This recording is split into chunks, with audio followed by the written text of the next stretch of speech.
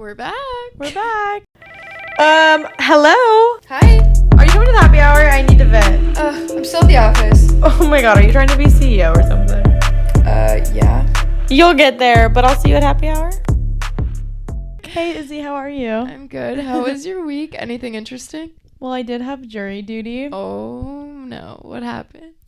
I got pulled into that courtroom and they said, is anybody unable to complete this service? It was going to be in a 1.5 month long trial. Oh my god.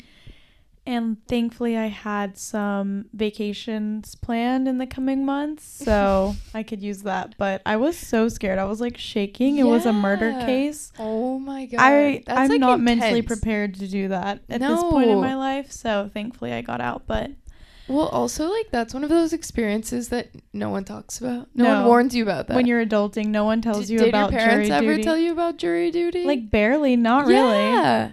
I swear, like, my parents always got out of it. So I never, like, heard the extent. Or I was just like, oh, jury duty. Anyways, but we've been having a lot of good feedback about the podcast. Which is super exciting. Yeah. So shout out everyone who's listened. Please let us know what you want us to talk about. It's very hard getting and growing and figuring out your career plan and what some next steps are in your life especially when you graduate college. So let us know like what the things are that you want us to talk about, how we can help, even random things you're interested in and haven't asked anybody. Totally. And I think we should talk about like we were kind of nervous to maybe like launch this podcast. Yeah, I think. And the emotions of like launching it and then getting that feedback. I think starting your own thing is extremely scary, even if it's small, even if it's big. Totally. Because you're putting yourself out there and you have to get over it. And sometimes, it's embarrassing or it might feel cringe, but the people that make it, they put themselves out there. They got over those fears. You just have to not give a fuck what people think of you. No, literally. And like, even like on the streets, like I know I need to be better about like filming content, whatever, for social. I'm like still so scared. I'm like, I know. People are looking at me. You have to remember no one cares. Yeah. And especially in New York, it's so normal to do that. Mm-hmm. Like everyone's filming themselves on the street. Yeah. Something I live by in life is it's not that deep. Totally. It's such a simple term, but it's so true. You can think about with everything. Nothing is that deep. You shouldn't be so worried about what people think of you. It doesn't matter. People are so worried with what they have going on in their lives. So if you're ambitious to start something and the one thing that's holding you back is fear of what people think of you or being embarrassed or judged, it's not that deep. Get over it and do it because you only live once. No, literally YOLO. Like YOLO. It is cringe. Bring back YOLO. It's true. Bring back YOLO. But it is true. Like I always think about one thing my grandpa always told me was when you're having conversations with people and you really want them to like engage in the conversation, just ask them questions about themselves. Everyone loves to talk about themselves. So if you act interested and say like, tell me about you, whatever, they're going to be like, oh, this person actually cares about me. Yeah. And they're going to really engage a lot more. But that just kind of comes down to like, everyone's always thinking about themselves, even though you want to say you're a selfless person. But at the end of the day, I think everyone's kind of looking out for themselves first. That's a great tip when it comes to conversation. When you're out in the world and you're meeting new people and you're a little shy, the key is you listen to what they say or what they have to say. You remember certain points and you ask them a follow-up question about whatever they said. Yeah.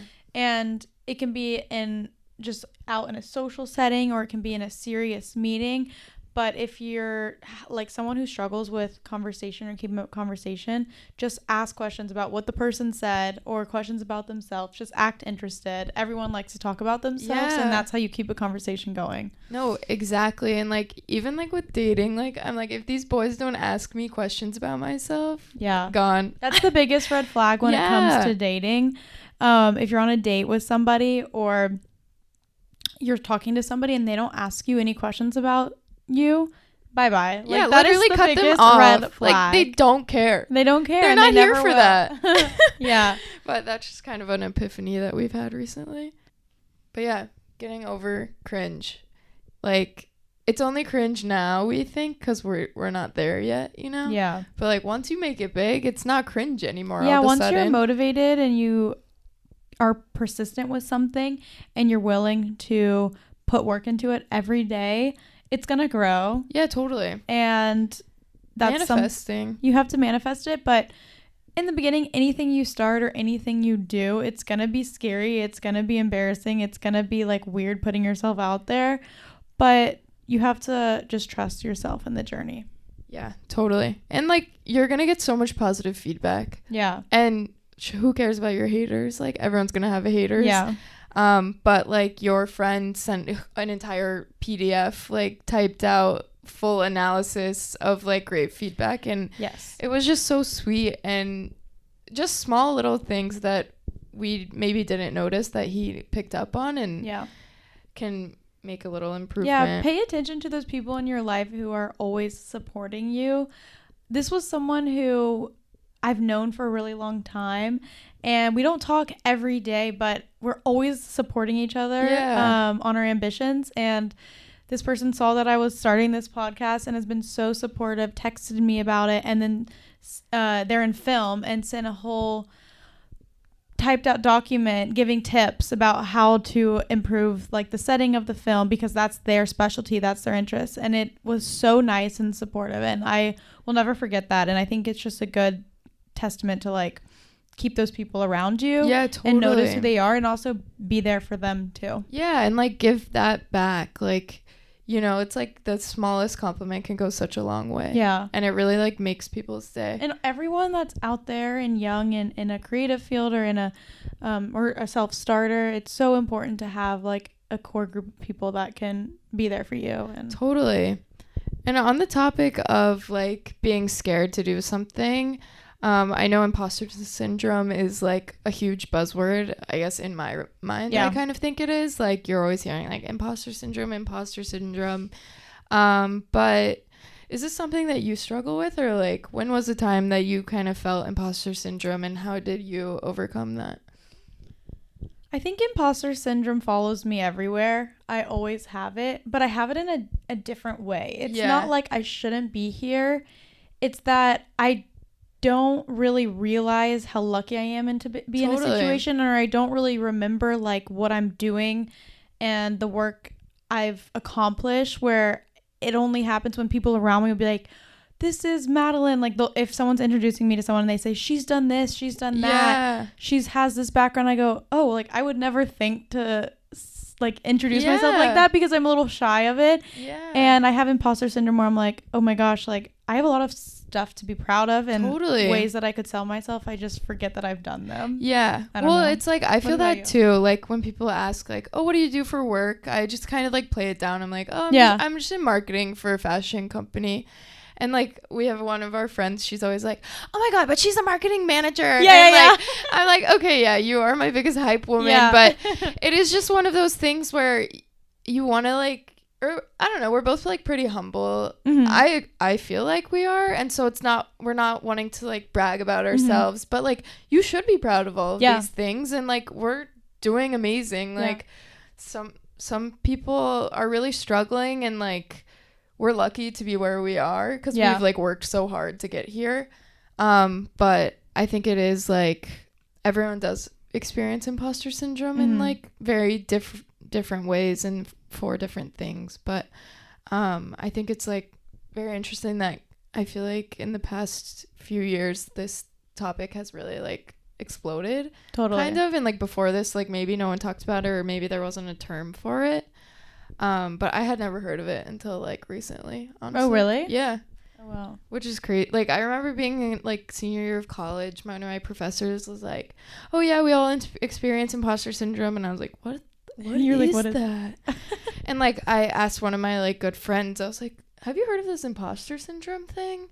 And she was like, why don't you know what that is? And I was like, oh, like I had this is what I've had my whole life, and I never knew it had a name. I know, it's kind of crazy, but well, what are some tips you have to get over it? I think like it's all about confidence, really, like, and not caring what anyone thinks, or like just being like, you know what, I can do this.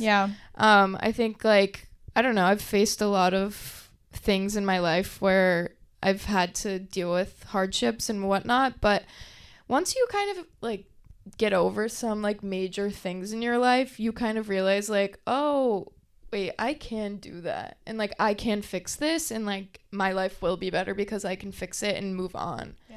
So I think like that kind of is my mindset for everything, and so that is kind of how I get over it, really. That's great.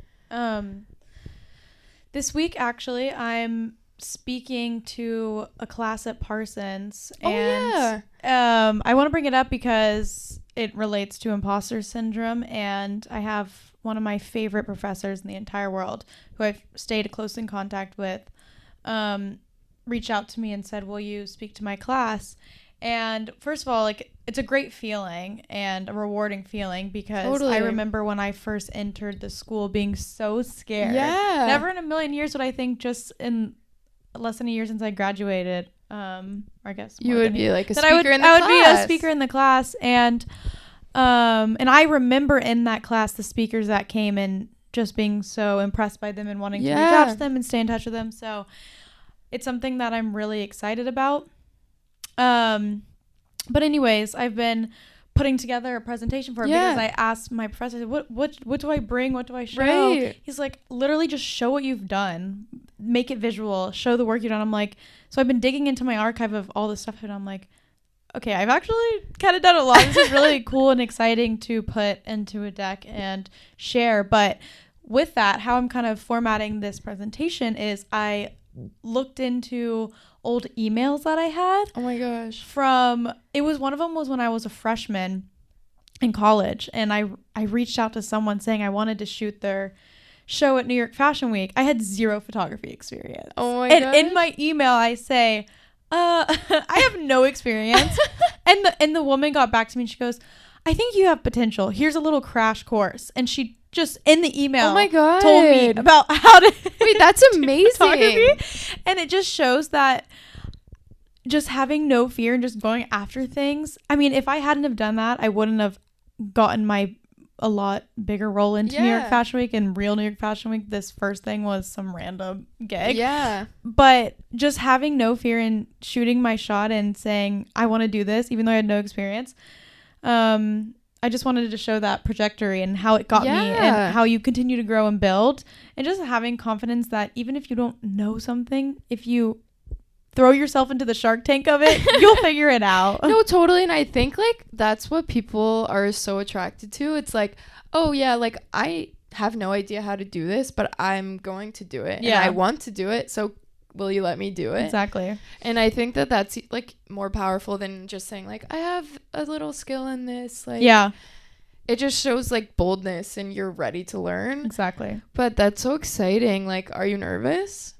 I'm honestly not. I want it to be very conversational and Q&A kind of session. And no, I'm really excited. And I know the dynamics of this class, and it's going to be super chill. Yeah. So wait, that's excited. Amazing. I'm so excited for you. Thank you. Those were always the best classes in college, whenever professors would bring in like people from the real world to come speak and give their story and say like, this was how I did it. And like, it really opens your eyes to a lot of things, because I mean, I always kind of feel like my college, like, it taught me a lot of foundations for a lot of the things that I do, but it didn't really teach me much about what I actually do day to day. But, and I know like a lot of people kind of struggle with like, oh, does college even really matter these days? Yeah. What are your thoughts on that? I think it depends. That's what I think. I think that if you want to go into a field like science or like engineering or medicine or one of those things, it's extremely important, you know, because you're learning about all these things. But like fields like that we're in, I don't think it matters as much. I think it teaches you a lot of like the foundation skills, like I said, but part of like where I am today is because I worked while I was in college and I figured all the things out that I do now from my first job. Like without that, I wouldn't know how to do what I do now, and I would be like 2 years behind. I feel like, because my major was nothing related to marketing whatsoever. Yeah. The one thing about that is it's such a tricky subject, because there's always going to be places where they just want to see that you graduated. Exactly. And that's where it's hard. I know. And that's where does it really matter if you went to school? Like, no, like you probably aren't learning anything that's applicable to the real world, but you might apply somewhere where they're not gonna choose you to interview because you didn't have it or it's not on your resume. Like, it's a hard thing because you don't need it. You really don't, but also you do. So like you need it for your first job. Yeah. You need it for your first job. And then it doesn't matter. But after your first job, it doesn't matter.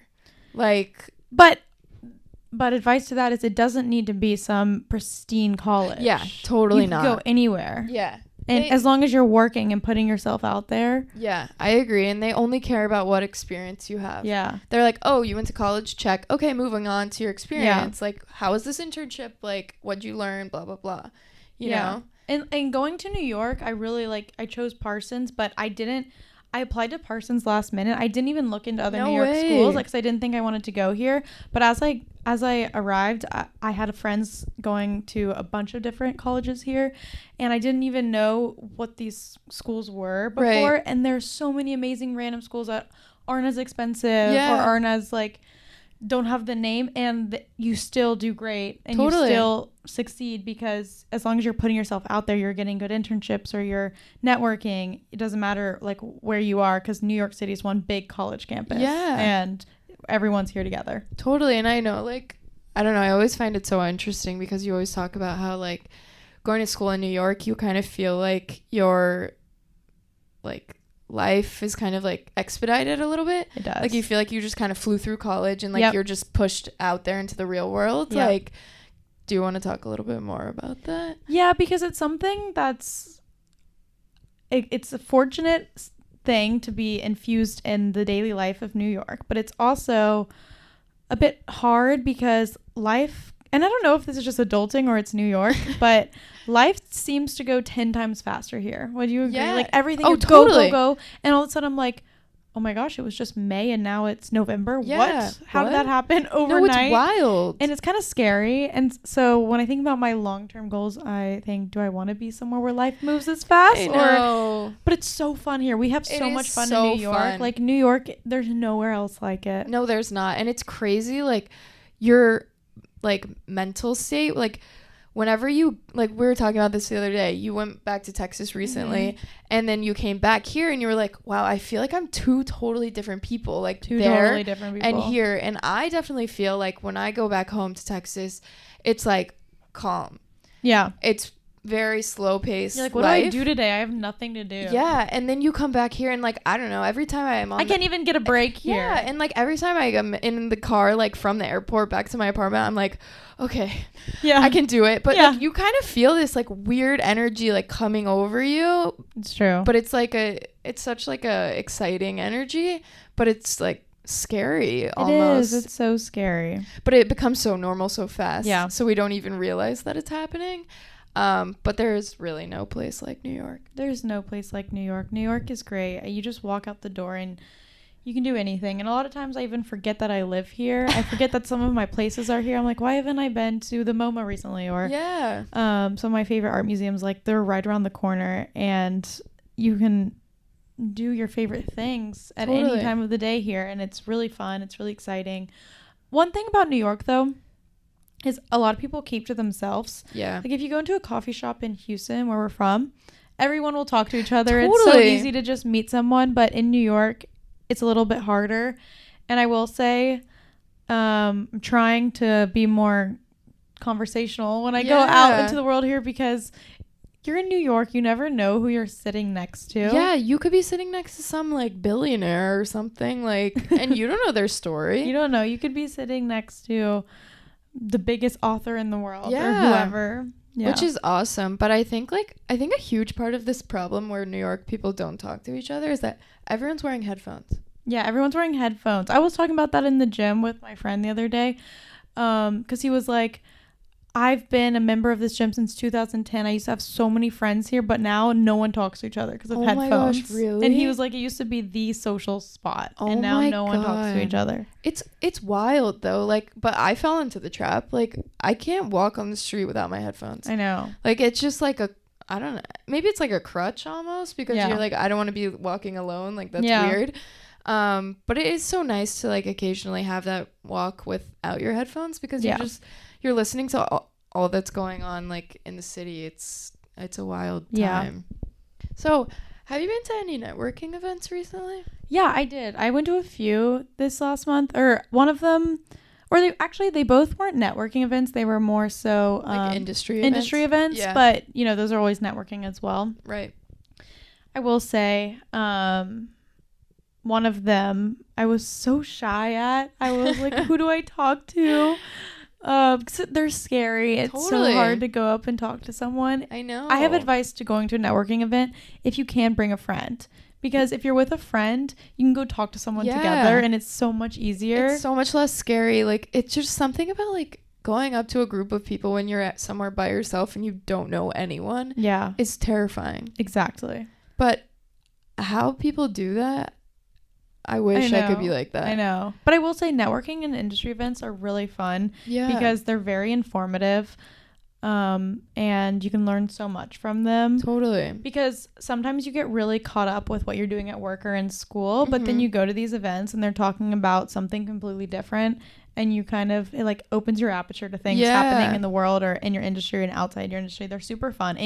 That's what I did in college. Anytime there was a random event, you went. I would go. That's even if amazing. It had nothing to do with me, I would go. I would meet new people.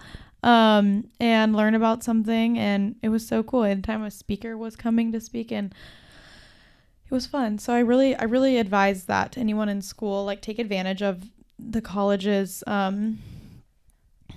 what's the word? College events and stuff, and just anything going on. No, I totally should have done that more. I think like that is a huge help into getting jobs post-grad. Yeah. Because if you can go to more of these things, then you can expand your network. And like, even if you just introduced yourself to somebody at a company who was speaking at this event while you're in college, and later down the line, like you're interested in their field or something, you just reach out to them, and like they're gonna respond and be happy to help.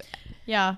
No, I remember one time there was a whole event, a Mugler speaking event at Parsons, and it was like the creative director of Mugler, and then someone who was in like museum curation. I don't remember, but I was with one of my friends at the event, and I was like, this was like a fully booked event. I mean, everyone wanted to go to this, so it wasn't like a small one. But I told Ash, I was like, I'm determined we're gonna go meet these speakers after, and they're gonna know who we are.